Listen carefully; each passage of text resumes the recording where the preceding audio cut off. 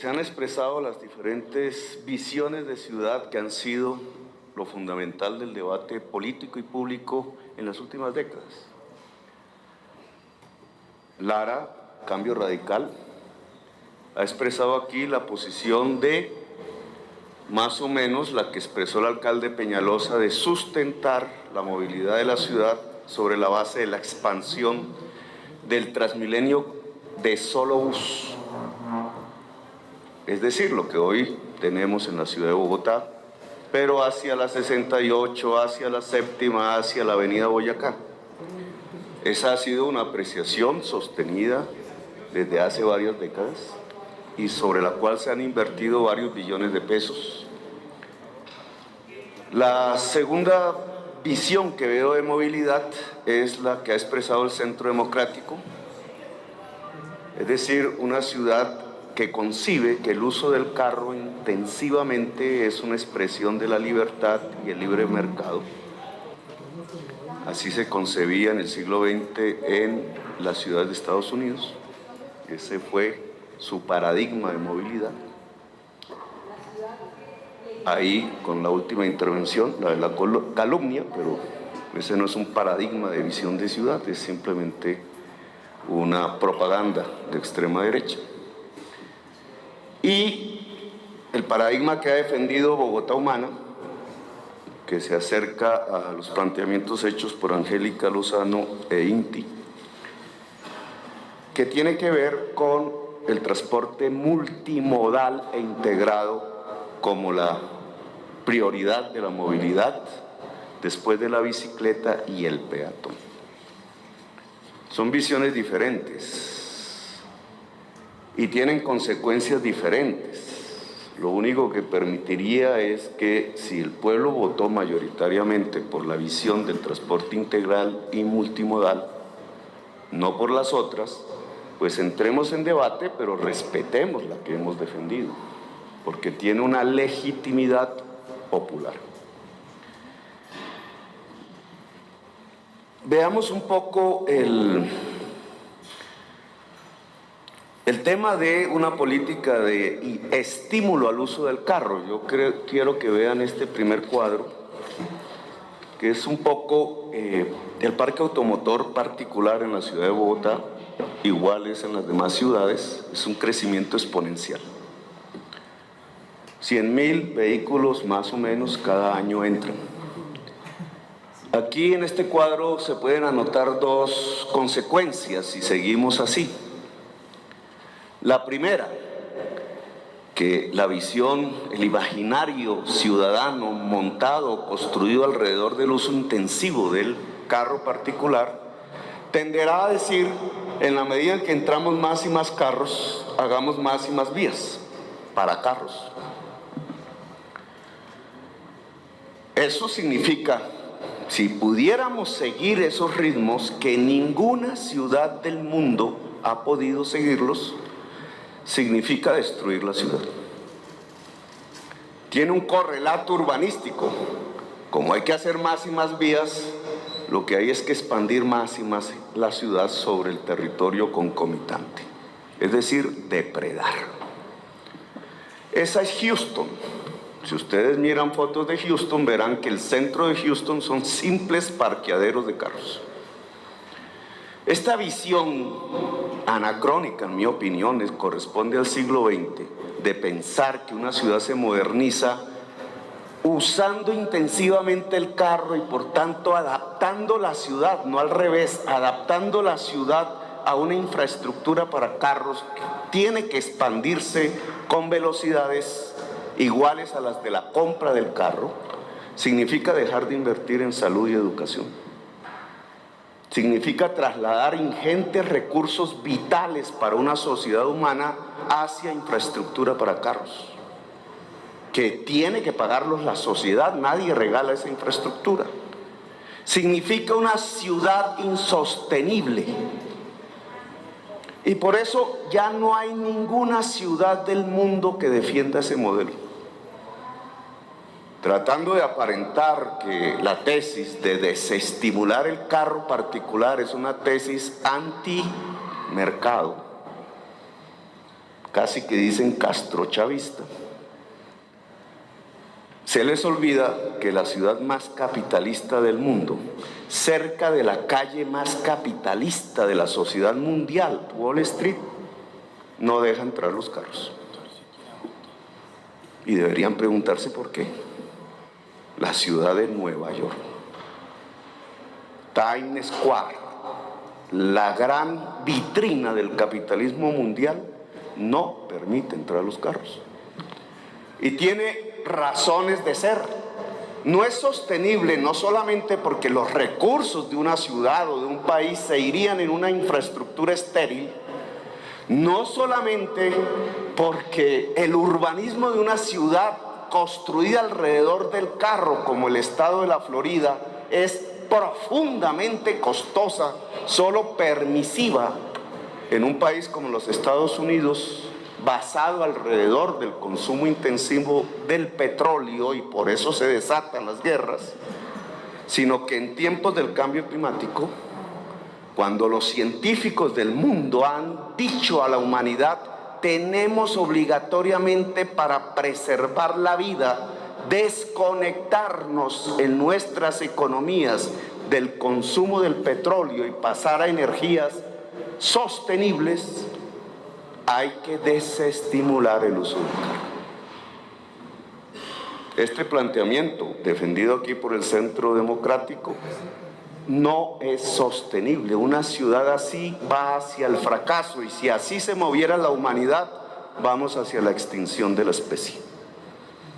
El mercado debe regularse en función del interés general. Por eso se les olvidó a estos parlamentarios, cuando dicen que no estoy aplicando la ley, que la consulta popular me obliga a un solo día sin carro, lo cual es mentira. Me obliga a hacer un día sin carro, al menos, que es diferente. La segunda parte de la consulta no la mencionan. La segunda parte de la consulta votada por la ciudadanía bogotana es que en hora pico no se deben usar carros. Y lo votó la ciudadanía a partir del 2015. Tatiana. Entonces, aplicamos la segunda parte de la consulta. Ahora, esta tesis se sustenta por el gremio aquí presente, FENALCO, que ha venido esgrimiendo que las ventas del comercio se caen en un día sin carro. ¿Se puede medir el comercio en un día? ¿O hacen una encuesta que transmiten al público? ¿Cómo se mide el comercio en la ciudad de Bogotá? Objetivamente. Objetivamente se mide a través del impuesto que paga el comercio, el ICA.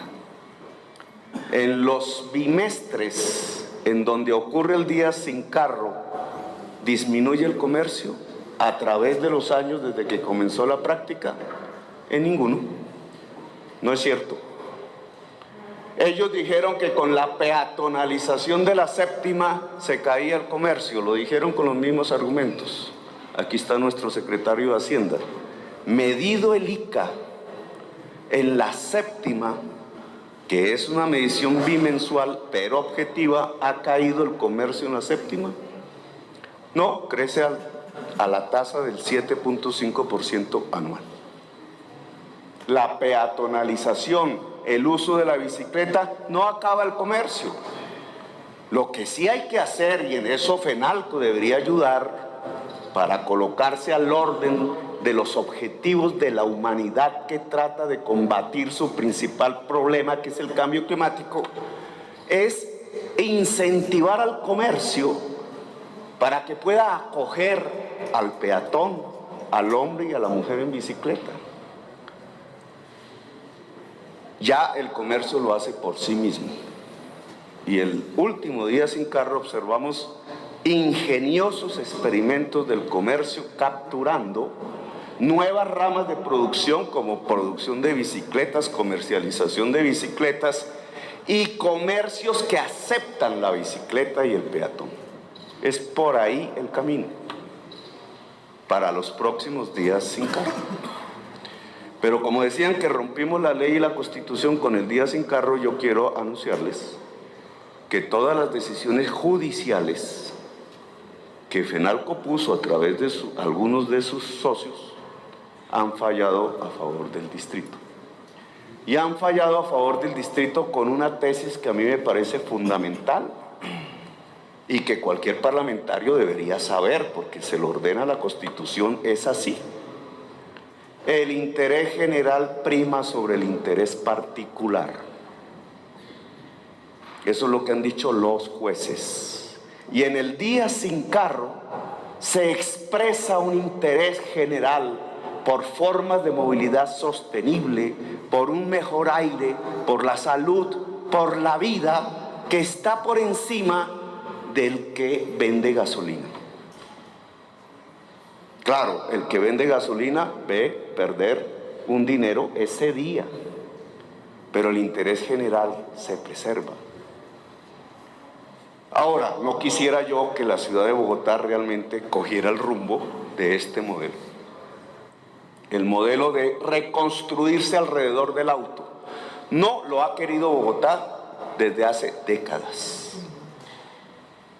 Podríamos pasar a explicar y a dialogar con el otro modelo que se nos propone, el que expresa Cambio Radical aquí, a través de su representante, que es el de la extensión del solo bus, es decir, del modelo Transmilenio clásico. Pero antes de hablar de ello, en mi experiencia en los debates en el Congreso siempre tuve presente que se hacen bien, independientemente de las posiciones, si las cifras son correctas, si los datos son objetivos, si se dice la verdad. No si tomamos como fuente la prensa, que puede haber tomado como fuente a su vez la mentira, o el dato errado, o el dato manipulado. No, hay que investigar los datos, traerlos y ponerlos como base de un debate entre paradigmas de la movilidad y del desarrollo urbano. Miren la cantidad de datos erróneos que aquí se han lanzado que yo quiero corregir y que me parece pertinente corregir. ¿Bogotá tiene la peor velocidad del transporte de América Latina? Comenzó diciendo el representante Lara. ¿Eso es cierto? Eso no es cierto. No digo que sea excelente, no estoy moviéndome en un terreno de falsos optimismos, pero voy al objetivo. ¿Cuáles son las velocidades promedio del transporte en las ciudades de América Latina? Este es un desarrollo, leo los datos. La velocidad en Bogotá en hora pico es de 27 kilómetros por hora, año 2014. ¿Cuánto es en Medellín? 22.6 kilómetros por hora. ¿Cuánto es en Madrid? 24.1 kilómetros por hora. ¿Cuánto es en México, Distrito Federal? Si no voy a hora pico es 22 kilómetros por hora, pero si voy a la hora pico, y por eso está entre las 10 ciudades de peor movilidad, conjuntamente con Los Ángeles y Pekín y otras ciudades, es de 10 a 12 kilómetros por hora. Si miro Sao Paulo, es de 19.1 kilómetros por hora. Y si voy a Santiago de Chile, tiene dos formas, porque tiene una ciudad para el carro que tiene 41 kilómetros por hora en autorrutas express. Y si voy a los buses, tiene 23 kilómetros por hora. Ese es el contexto mundial. Uno de los grandes problemas de las grandes ciudades del mundo, casi ninguna se escapa a ello, es la congestión. Ahora, ¿el paradigma urbano es aumentar la velocidad? Si aumentamos la velocidad, aumentan los muertos. Pero quería corregir primero sus datos. Hay otros datos por corregir. Dijeron la inseguridad. Y dijo bien el representante del Centro Democrático, el primero que habló, pero la inseguridad es integral. Comencemos hablando de seguridad vial. Y después no dio los datos. ¿Cómo es la seguridad vial de la ciudad de Bogotá comparada con las demás ciudades de Colombia? Porque, entre otras, representante Navas, el alcalde asiste si los temas son del orden nacional o tienen que ver con el orden nacional al Congreso. Pues este es un buen escenario para ver lo bueno y lo malo de Bogotá de cara incluso a las demás ciudades de Colombia para ejemplarizar o para tomar ejemplo. Es una de las gracias de este debate. Pues veamos, la ciudad de Bogotá tiene el nivel de mortalidad por accidente de tránsito más baja de Colombia al lado de Barranquilla. Tiene 6.5 muertos por cada 100.000 habitantes derivados de accidente de tránsito. El promedio de Colombia es 16. El promedio de América Latina es 13. Y Bogotá, siendo la ciudad más grande y con la mayor cantidad del parque automotor, tiene 6.7. Esa es la cifra correcta. Derivamos de allí que entonces la accidentalidad vial de Bogotá está en el caos, es espantosa, está fuera de control, es la más baja de Colombia. Para no hablar de tasa de homicidios y otras circunstancias que nos separarían del tema. Que entre otras, dato del día sin carro, la ciudad de Bogotá el último día sin carro tuvo 0 homicidios. Ahora, hay otros datos que aquí se han lanzado.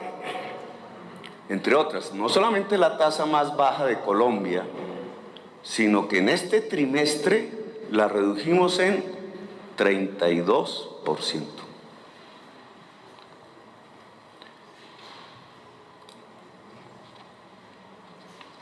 Se dijo por un representante que las condiciones ambientales de Bogotá son caóticas.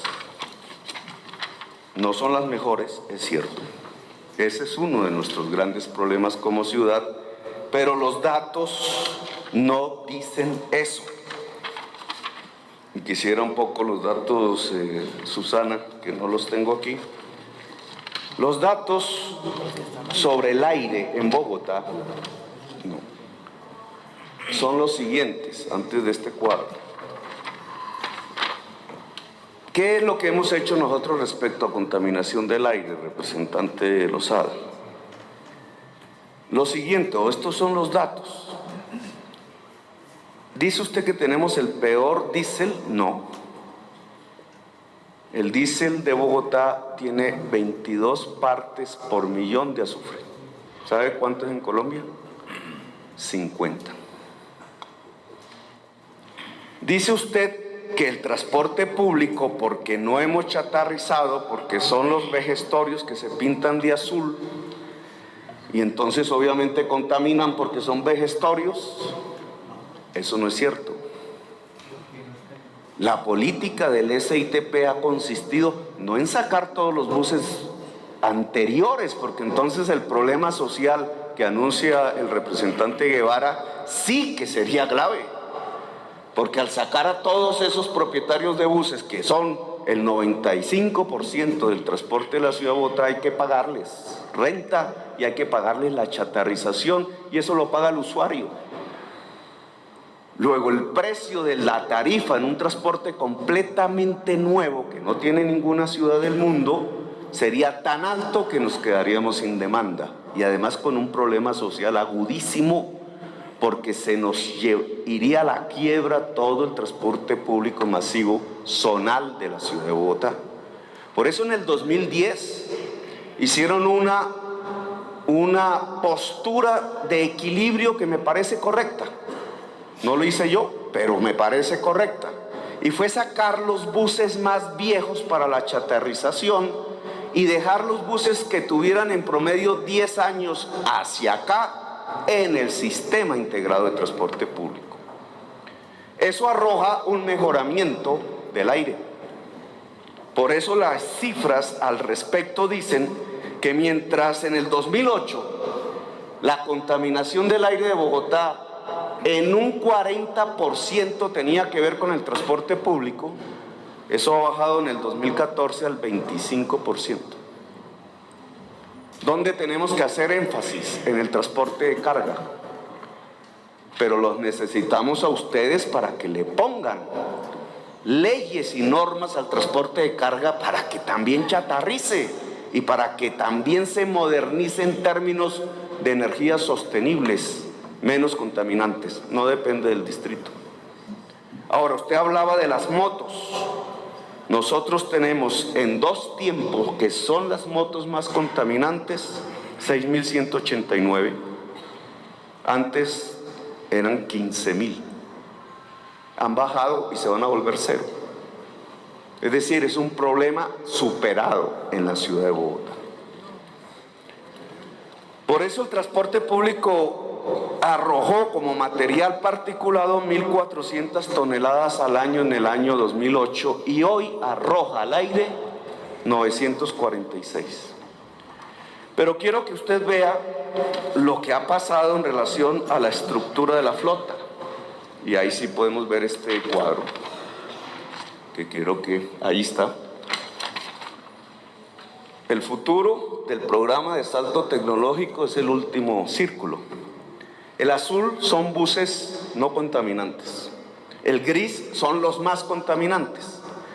En un gradiente de pre-euro, lo más contaminante sigue Euro 1, Euro 2, Euro 3, 4, 5, híbrido, gas natural y eléctrico, la última tecnología.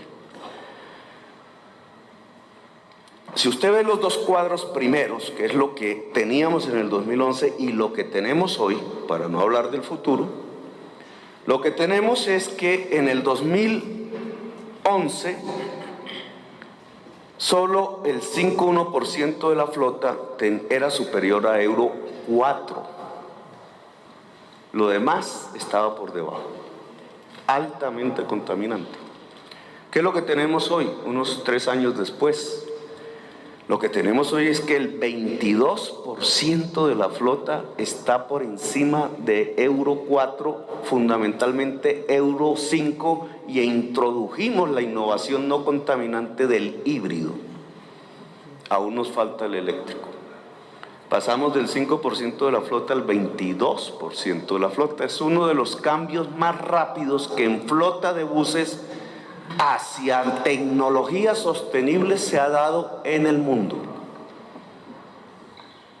No es suficiente, pero vamos aceleradamente. Y por eso la peor de las tecnologías, el pre-euro, lo más contaminante, pasó del 29% de la flota de buses a 0. Eso obviamente ha redundado en un mejor aire en la ciudad. Pasamos de 75 partes por millón en micras, en base 10, en el año 2007, a 49, y queremos bajar más este año. No es suficiente, deberíamos estar alrededor de 30 y más allá. Pero la descontaminación que se ha presentado, el proceso de mejoramiento del aire en Bogotá es importantísimo al pasar de 75 a 49. Podríamos corregir más datos. El representante del Centro Democrático dijo: el hurto de vehículos se disparó.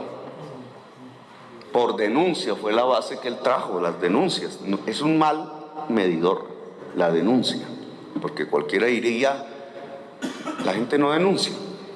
Cuando se trata de robo de carros, sí, la gente denuncia. ¿Cuáles los datos alrededor de denuncia en hurto de vehículos? 2014, 613. 2015, 562 en el trimestre. Comparado este trimestre con el trimestre pasado. El dato que tiene el representante es erróneo.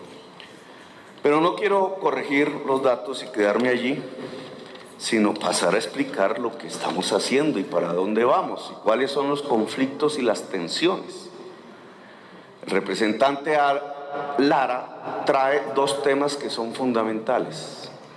Él propone, dice, el metro es muy caro y lo que sugiere, debemos extender, como en un principio desde el gobierno de Peñalosa se dijo, el modelo Solobús o BRT, bus de tránsito rápido, es decir, los buses rojos hacia las otras troncales, porque es más barato.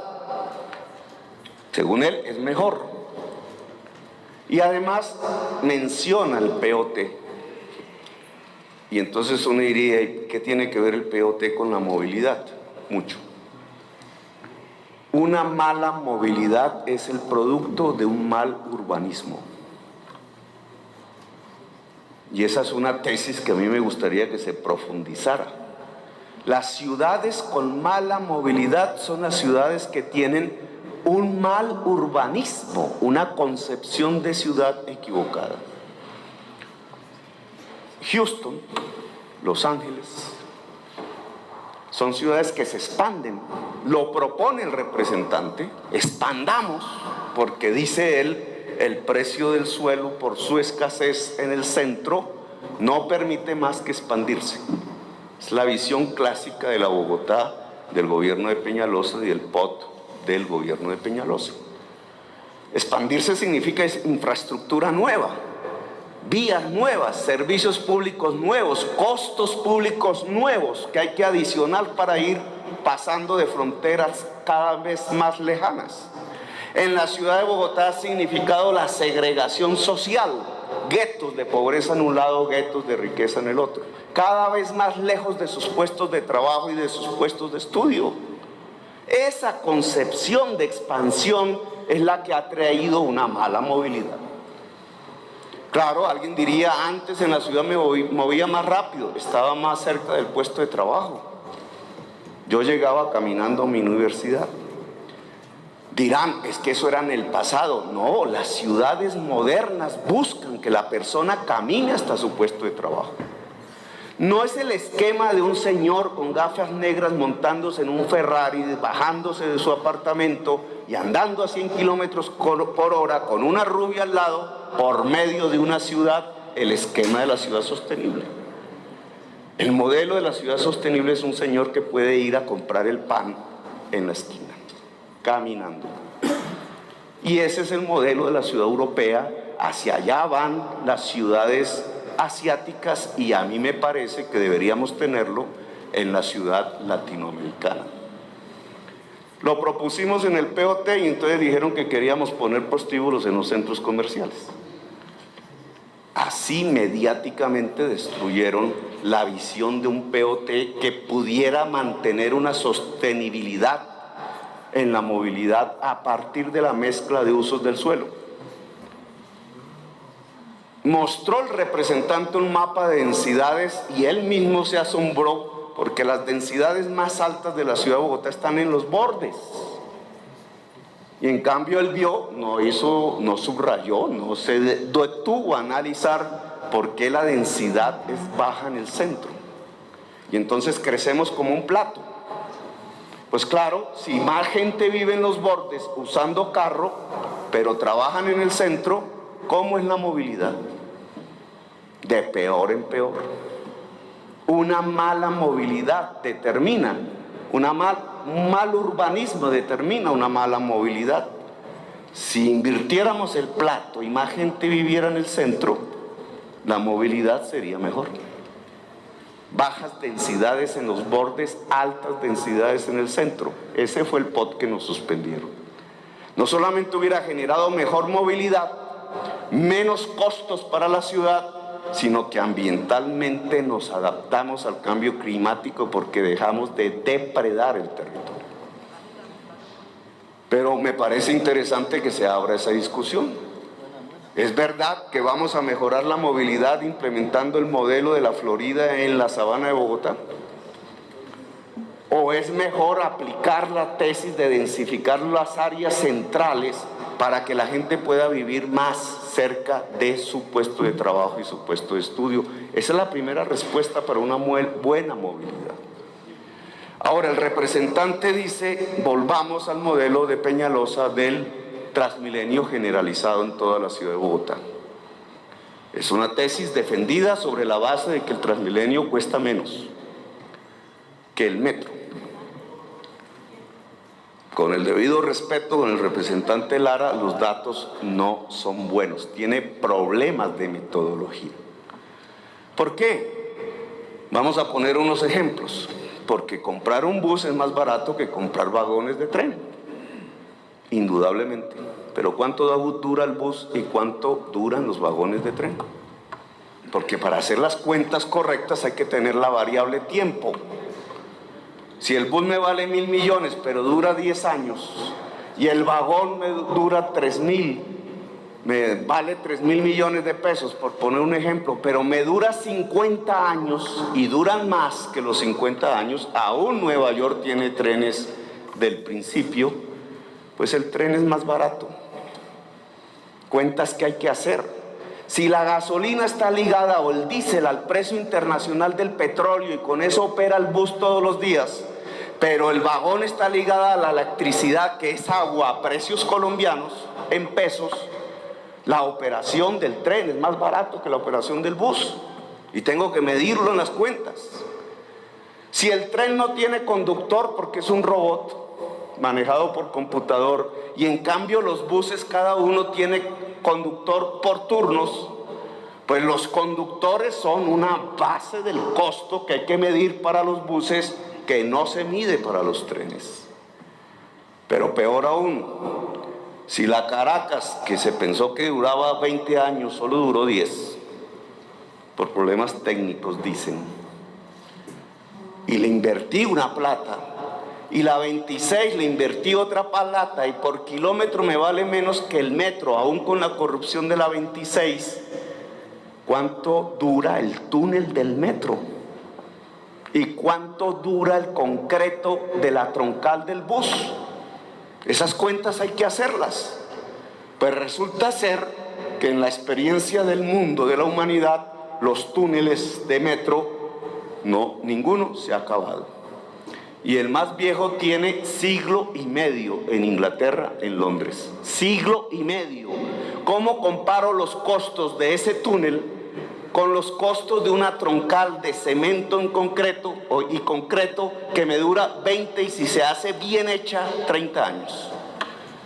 Claro que hacer un túnel es más costoso que hacer la plataforma de cemento de una troncal, pero como se hace el cálculo en el tiempo traído a valor presente, ¿cómo traigo a valor presente un túnel que puede durar 2 siglos?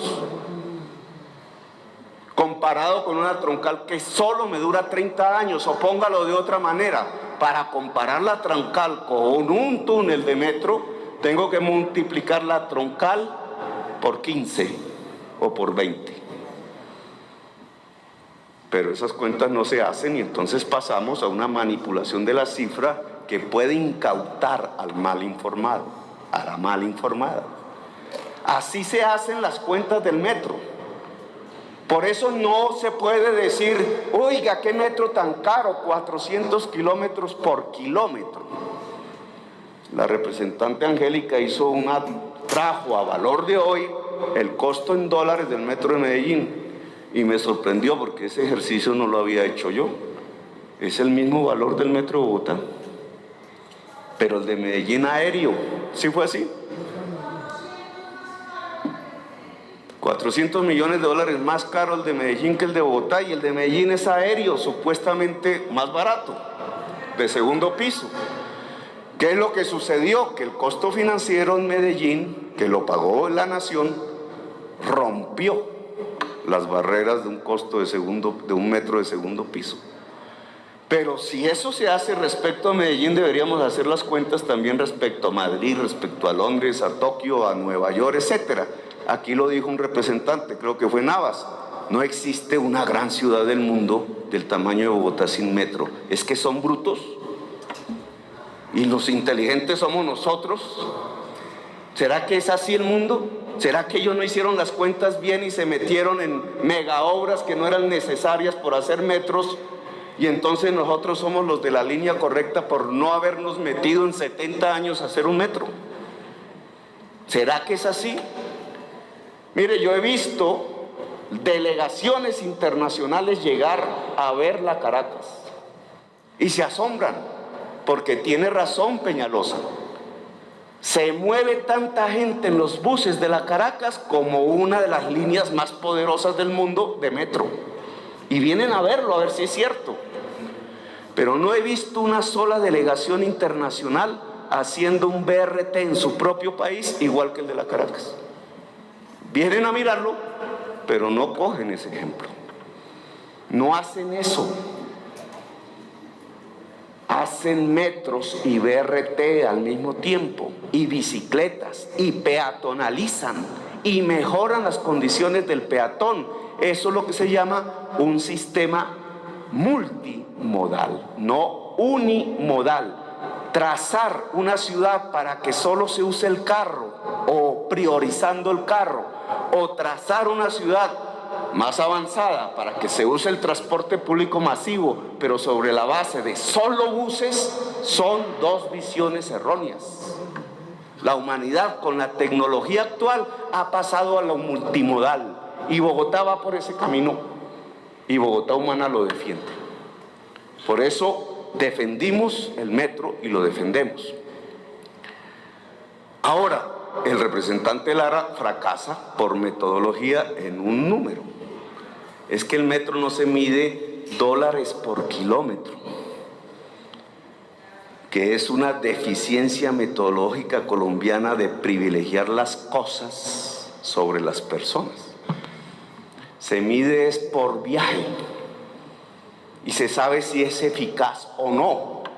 Una línea del metro en Barcelona hoy puede ser menos costosa que la de Bogotá, pero es absurdamente ineficaz comparada con Bogotá, porque no transportan casi personas, porque es una ciudad de 3 millones y ya tiene 10 líneas, 8, están haciendo la 9ª y tienen que paralizarla porque no hay demanda.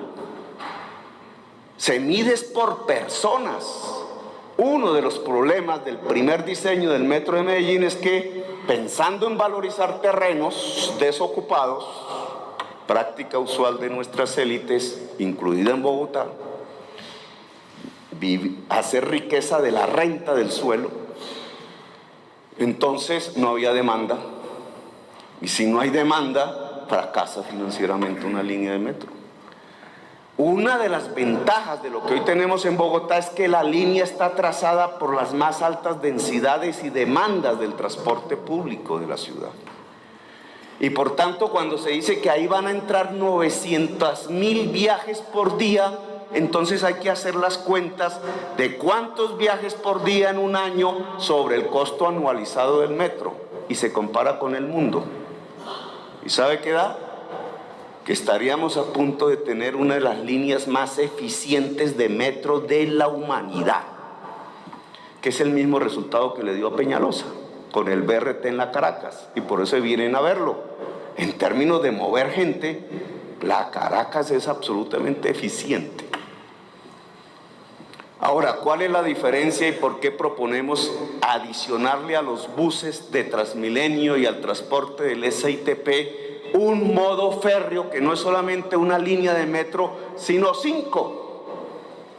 Como bien dijo aquí Angélica, que no ha sido debatido plenamente porque los medios no comunican esto.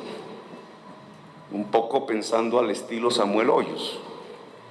La palabra para hacer el daño antes que el dato certero y real. El debate a fondo con los argumentos.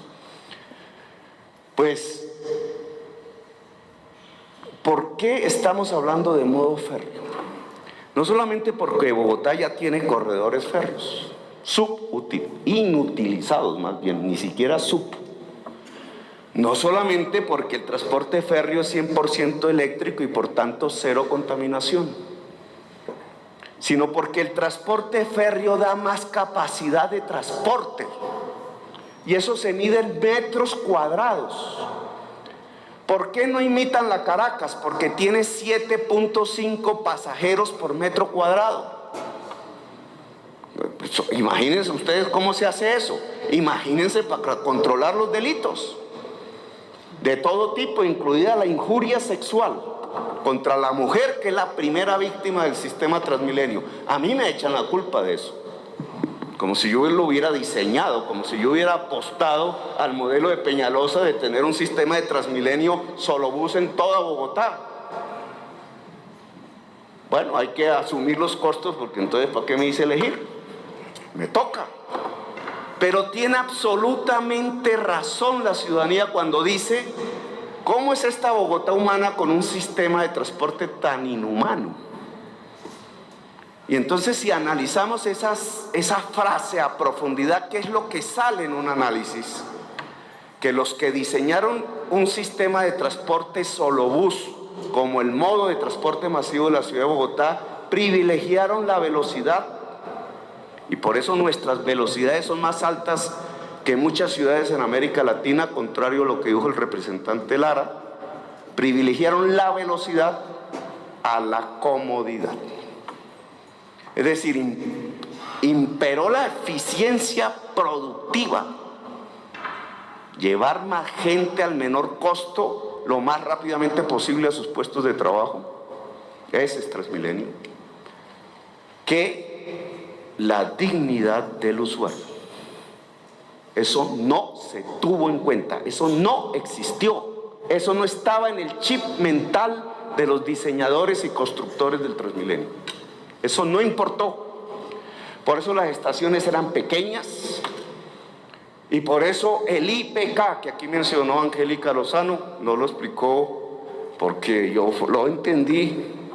El IPK es cuántos pasajeros por kilómetro. Entre más alto, más eficiente, ¿o no, secretario? Pues si llegamos a 5, si llegamos a 6, eficiencia. ¿Sabe qué significa el IPK? Se traduce en cuántas personas por metro cuadrado. Y es lo que tenemos hoy, porque crece la demanda y creemos que entonces lo que hay que hacer es hacer la troncal de la Boyacá, hacer la troncal de la 68. No es cierto. Y los diseños de la 68 sí los tenemos, cumplimos, pero no son buses, son trenes. Y los diseños de la Boyacá sí los tenemos, y es buses. Pero no es más importante que la Caracas. Se mueve entre 22.000 a 30.000 pasajeros hora sentido. ¿Sabe cuánto es la Caracas, el representante Lara? 50.000 pasajeros hora sentido. Ni una línea del metro de París tiene esa cantidad de gente. Para sus datos. Y es que dijimos que no vamos a financiar la Boyacá, ni la 68, ni las conexiones entre las troncales. Nosotros tenemos la plata en el cupo, usted lo dijo. No en los bancos. Ojo, el cupo no es plata en los bancos. El cupo es lo que se llama un cupo, es decir, una disponibilidad para endeudarnos. Pero es que la ley, y hay que cumplir la ley, ¿o no, representante? Dice que los sistemas masivos de transporte son cofinanciados. Es decir, aporta el distrito, y tenemos con qué, pero aporta también la nación. Su pregunta no debió ser sesgada políticamente. ¿Cómo es que el distrito le sacó la maleta a la Boyacá? Si hicimos los diseños y tenemos la plata. No, la pregunta debió ser: ¿dónde está la plata de la nación? Porque no se hace es por eso. Esa debió ser su pregunta, no la hizo. Yo se la entrego a usted. ¿Por qué la nación no está financiando la Boyacá? No voy a decirle por qué no el metro, porque estamos discutiéndolo, pero le pregunto, ¿acaso no es un COMPES? Si lo que hizo el gobierno de la Bogotá humana fue cumplir el COMPES del 2010, no las ideas nuevas, a veces locas, pero a veces las ideas locas son buenas, no hay que desechar eso. Pero lo que hicimos fue seguir, porque una de las cosas peores que le puede suceder a una ciudad es hacer demasiadas rupturas. Nosotros cumplimos el COMPES 2010. ¿Qué dice el COMPES 2010? Metro, tren de cercanías, que son los tranvías, cables. Alguien dijo, es que están haciendo los diseños. No, los diseños los hicimos. Estamos adjudicando el primer cable en 15 días. Y las conexiones entre troncales, una de las cuales yo entrego. A mí me tocó, en medio de un lío jurídico penal, con todos los problemas que yo mismo denuncié, lograr en 6 meses con Mafe, directora del IDU, hoy concejal de Bogotá, en 6 meses abrir al servicio la 26, la 10ª, y estamos terminando la 6ª. Y dicen que no ejecutamos. Dicen que no ejecutamos. ¿Sabe cuál es el volumen de ejecución? No de presupuestación, de ejecución del IDU. Mire, porque estas son las trampas en medios. Claro, los que nos quieren hacer daño entonces hablan de porcentajes. ¿Por qué no hablan de volúmenes de dinero? Porque si hablaran de volúmenes de dinero a precios constantes, para no hacer trampas con la ilusión monetaria que dicen los economistas, a precios constantes, el IDU el año pasado ejecutó el nivel de recursos más altos de toda su historia. 1 billón de pesos en un año ejecutados, director. Y esperamos que este año superemos el año pasado. Nunca, jamás el IDU en su existencia, en precios constantes, había ejecutado un volumen tan alto de recursos. Pero somos malos ejecutores. Peor aún, si yo me fuera a educación, que no es el tema, en 2 años la ejecución, no la presupuestación de inversiones de la Secretaría de Educación es la más alta de toda la historia de Bogotá. Pero no voy a hablar de educación porque no es el tema del debate. Le menciono el IDU. Alguien mencionó, creo que fue el representante Lara, mire, son tan malos ejecutores que centralizaron el arreglo de la malla vial y llevan el 30%. De esa manera no se puede engañar la opinión pública. Usted se refiere al convenio que se firmó para el 2012 y se olvida de todo lo demás. Y le voy a recordar, no solamente existe el convenio que ya está ejecutado en 48%, que son 200.000 millones de pesos, sino que el 40% de los fondos, todos los años, de los fondos de desarrollo local va para mantenimiento de malla vial, que significa cada año 200.000 millones de pesos aproximadamente, cada año, y se ha ejecutado. ¿Cuál centralización? Y encima el presupuesto propio de la unidad de mantenimiento vial, que pasó de 30.000 millones de pesos promedio el gobierno pasado a 100.000 millones de pesos este año. En este año como promedio. Es decir, que mantenimiento vial ha ejecutado cerca de 400.000 millones de pesos de sus propios recursos para mantenimiento vial, y no hemos puesto las cuentas del IDU en malla arterial. Y entonces, ¿qué significa eso? Que hemos tapado casi 30.000 huecos en la ciudad. Maquillados, dice la calumnia. Miren cómo dice la calumnia, es que compraron y pagaron IVA y esas máquinas costaron 15.000 millones de pesos. Claro, cualquiera dice, ni que fuera un cohete que va a la luna.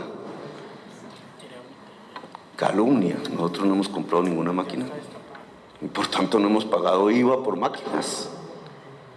Lo que vale 15.000 millones de pesos no son las máquinas. Dejen de calumniar. Lo que vale 15.000 millones de pesos es el asfalto, y se produce en Colombia. Y el precio por metro cúbico de ese asfalto aplicado a través de esas máquinas, que no pueden ser de nuestra propiedad porque son un invento patentado, es más barato que lo que hacían nuestras formas tradicionales de tapar huecos, o sea, reparchear en volqueta y con obreros de pico y pala. Y por eso, y no solamente más barato, sino más rápido. Y por eso es que hemos tapado en conjunto, entre todas las tecnologías viejas y nuevas, 30.000 huecos en la ciudad de Bogotá.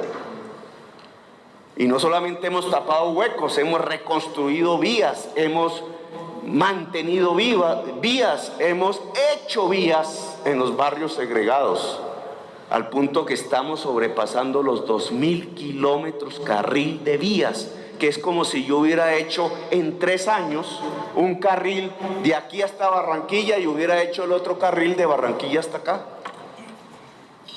Dígame en qué gobierno nacional, incluidos los del Centro Democrático, ha hecho una carretera en ese tiempo, de ese tamaño. Lo hemos hecho al interior de Bogotá. No es suficiente aún. Y no es suficiente aún por desidia de este gobierno, sino porque durante 30 años no se hizo mantenimiento a la malla vial. Y entonces los datos hay que decirlos correctamente. Estamos recuperando en la Bogotá humana la malla vial de la ciudad de Bogotá, abandonada por 30 años. Pero vamos otra vez al paradigma de la movilidad. Claro que hay que cambiar el urbanismo, lo intentamos. El ministro del partido del doctor Lara en vivienda lo impidió. ¿Con qué argumento? Desconociendo la tesis básica de la economía, la teoría de Ricardo de la Renta. Dice el representante Lara, no fueron capaces de hacer los cobros por congestión, que es la alternativa al pico y placa, ¿cierto? No fuimos capaces. Hicimos los estudios, ¿cierto, Constanza? Y tenían que ser aprobados por el Consejo. 2 veces lo presentamos al Consejo. Adivine qué hizo su partido con el proyecto. Porque eso es lo primero que uno tiene que hacer aquí cuando se para y lanza una crítica. No fueron capaces de hacer los cobros por congestión. Pues yo le pregunto, ¿y por qué su partido los hundió?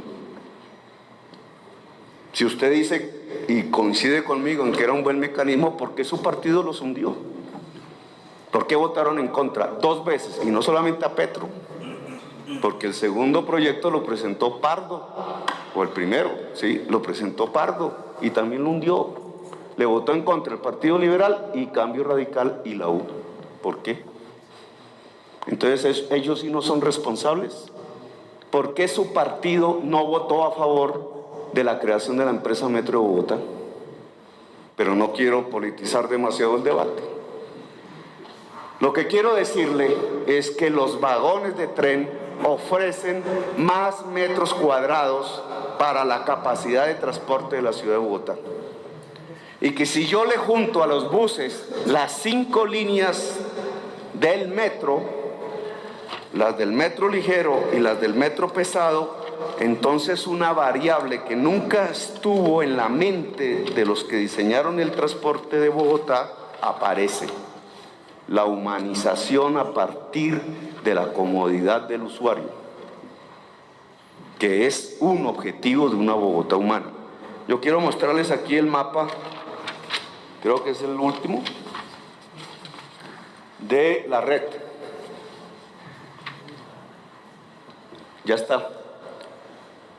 No mostramos el de la velocidad, pero vamos a mostrar. Esa es la.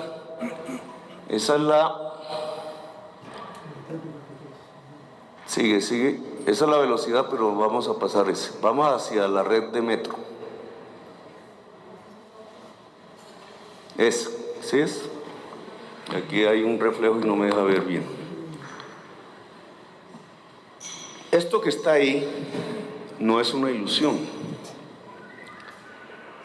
Eso que está ahí son varias líneas de tranvía diseñadas. La que va hasta Faca, con estaciones cada 400 metros. La que va a Suacha, con estaciones cada 400 metros. Ya entregadas al gobierno nacional en fase de diseño, y solo se necesita que planeación dé el visto bueno para empezar a adjudicar y construir. En una etapa anterior, aún en nuestras manos, la carrera séptima, la 68 y la diagonal que va entre la carrera novena, casi séptima, y la 26 al kilómetro 5. Es decir, la utilización plena de los corredores férreos de la ciudad y algunas vías. 2 de ellas ya entregadas al gobierno nacional. No se necesitan más estudios realmente en diseño. 80% financiación privada. 20% que se puede extender a 30% con la aprobación hoy de la ley del plan de desarrollo del gobierno nacional para los tramos en Cundinamarca. Los tramos en Bogotá están plenamente financiados. Y adicionalmente la primera línea del metro. Si nosotros empezamos la construcción de este modo férreo de transporte articulado a los buses, la cantidad de metros cuadrados de capacidad de transporte se incrementa sustancialmente en la ciudad de Bogotá y por tanto podemos bajar de 7.5 pasajeros por metro cuadrado que hoy tenemos dentro de los buses a 5 y ojalá buscar el estándar internacional que es 4. Eso se llama humanizar. La mayor parte del costo del tranvía es privado. Se sostiene con tarifas, lo cual indica que el kilómetro de tranvía en infraestructura construido es más barato que el de bus. Estas 5 propuestas que ya están diseñadas equivalen a 10 troncales de Transmilenio de buses en la ciudad de Bogotá. Esa es la dimensión de lo que hemos hecho en estos 3 años. Lo que ningún gobierno en el pasado puede mostrar, porque si acaso Mocus quizás puede decir, puede hacer más de una troncal de Transmilenio. Ninguno más pudo. La 26 se hizo en 3 gobiernos. Comenzó con Lucho, al final siguió con Samuel, con sus sucesos, y finalmente fuimos nosotros los que terminamos abriendo el servicio a los 6 meses de comenzado el gobierno. Yo entregué 26 décimas y vamos a terminar la 6ª que comenzó y terminó en nuestro gobierno. Pero aquí van 10 troncales de Transmilenio en buses, pero vueltos corredores férreos en trenes. ¿Lo podemos hacer? Entonces, ¿qué ha hecho el distrito? Solo papeles de estudios, dice la gente. La gente dice, estamos llenos de estudios del metro. Mentira. No existe un solo estudio en 70 años del metro. El primer estudio de ingeniería básica avanzada que se ha hecho en la historia de Colombia, en Bogotá, sobre metro, lo hicimos nosotros. Y lo entregamos, lo terminamos, lo hicimos a tiempo. No solamente estudios, dinero. Bogotá pone el dinero. Ya lo tenemos. Bogotá ya tiene el dinero para su parte en el metro. No necesita poner en tranvías ni un peso. Todo es financiación privada. Pero nosotros no solamente tenemos 2.4 billones de pesos del cupo, hasta 2.4 billones. Nosotros tenemos 3.1 billones de tarifas en pasajes al precio de hoy para subirse a un bus. Es decir, suben 5.5 billones de pesos. Y no les voy a hablar de las reservas, que es dinero del distrito en las arcas contables de nuestras empresas públicas, que suman más de 4 billones de pesos. Sin entrar a dialogar sobre las tasas de uso del suelo, valorización, etcétera, sin mencionar eso. 5.5. Nosotros tenemos que poner el 30% de acuerdo a la ley, mínimo. El metro con costos financieros más la Boyacá más las intersecciones, la bolsa que llamamos nosotros, de todas esas obras valen 20 billones. ¿Cuál es el 30%? 6. Es decir, el distrito hoy tiene el dinero para pagar su 30% en la bolsa. Para el metro y para las obras del COMPES, incluida la Boyacá, representante. ¿Dónde está el resto? Porque de acuerdo a la ley lo pone la nación. No me haga a mí el debate sobre cómo hacer que la nación ponga el resto. Pregunta que está por responder. Bueno, y si la nación, de acuerdo a la ley, pone el 70%, ¿dónde está el resto? porque el distrito ya cumplió estudios y dinero. Claro que el distrito puede poner más allá del 30, pero el debate debe centrarse en dónde está el dinero de la nación para el resto. Pero creo que yo no soy el que tiene que responder eso. Los debates que están por seguir en la estructuración financiera del metro y de las líneas del tranvía consisten en saber cómo la nación puede poner lo que hace falta para completar la financiación del metro. El metro puede empezar a adjudicarse ya.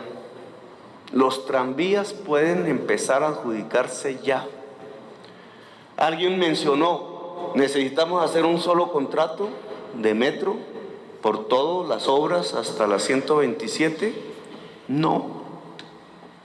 Hay otras alternativas, están en discusión. Podemos comenzar por unas partes que son indispensables para la continuación de las otras, siempre que se garantice la continuación de las otras. Claro que podemos empezar a adjudicar el material rodante, la parte eléctrica, el componente eléctrico, el componente de telecomunicaciones y la compra de predios. Sin la compra de predios no se puede seguir con la fase de obras civiles. ¿Tenemos la plata para ello? Sí. La tiene toda el distrito. Incluso no se necesita que la nación tenga la plata ahora, se necesita que la plata la comprometa la nación para después. ¿Cómo se hace eso? Con un COMPES. Está la bancada de Bogotá, tanto su extrema derecha, el centro democrático, el polo que aquí se expresa, los otros partidos, Cambio Radical que tiene la vicepresidencia, dispuesta toda la bancada a ayudarnos a que, teniendo estas bases que nunca en la historia de Bogotá se habían dado, podamos lograr que la nación y el distrito con voluntad política inicien las adjudicaciones.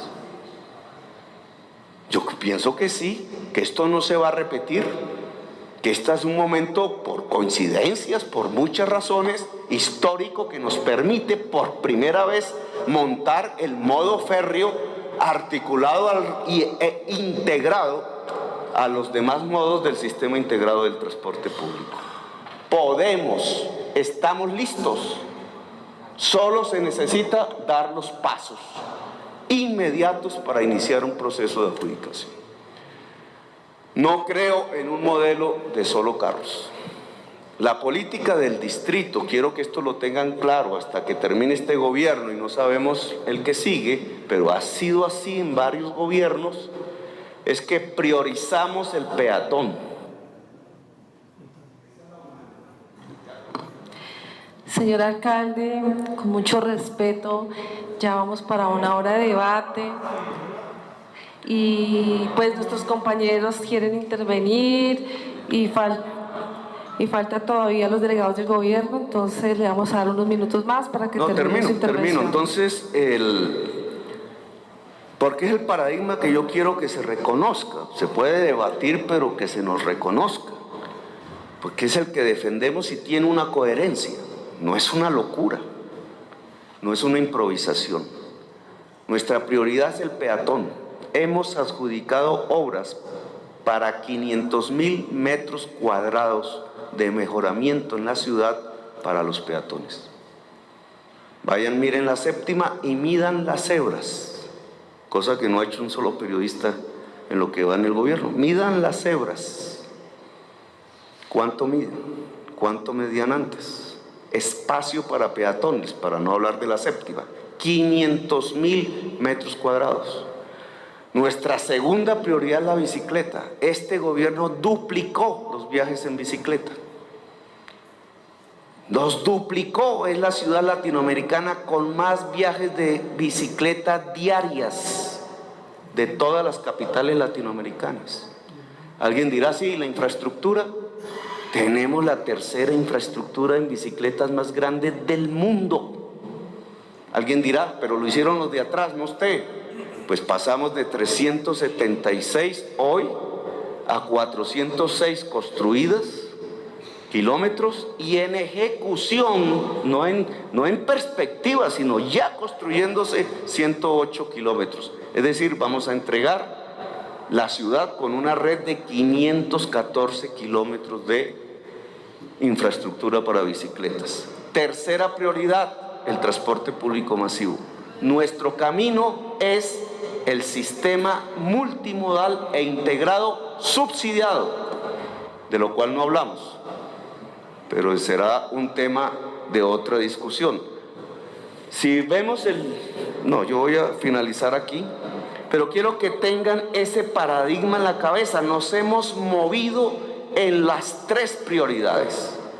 La cuarta política pública es desestimular el carro particular.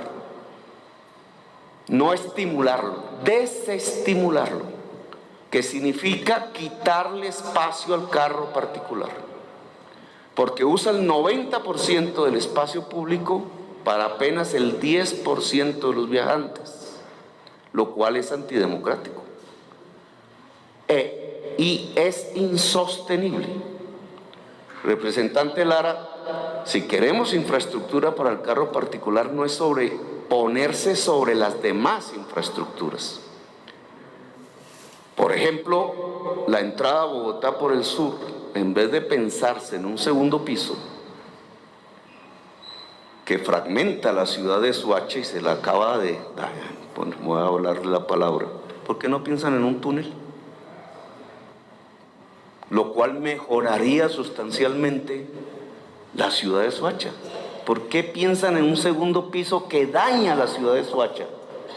Porque la fragmenta completamente. ¿Y por qué no piensan en un túnel? ¿Que sale más costoso? Sí, pero la ciudad de Soacha resalta si logran ponerle un túnel abajo que lleve el transporte del Autosur abajo, libera el espacio. Piénsenlo, pero no supediten las ciudades al carro, es al revés. El carro se supedita a las ciudades. Gracias, muy amables. Gracias a usted, señor alcalde.